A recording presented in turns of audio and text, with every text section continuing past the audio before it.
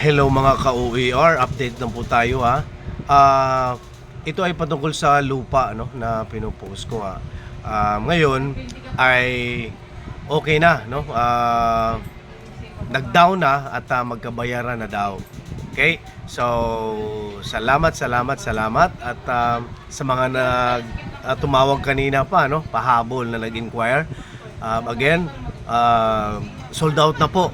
Ano? At nakakapanginayang kasi mura-mura na ano. At yung iba ay sinasabi nila wala, busy pa daw no. At yun ay may interesado talaga at kinuha yung dalawa. So yun, napapasa kanya ngayon. So congratulations. At siya ang nakakuha ng ano. So sa mga may interesado pa, pasensya na po.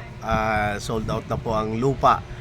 Nakakapanghinayang sa iba na talagang walang time no, na interesado sila kaso daw busy pa. May pupunta ngayong Sabado, Linggo, na po, wala na po. Okay? So abangan na lang, baka sakaling excuse me, may ubo pa ako. Baka sakaling may makisuyo na natin hanapan ng buyer.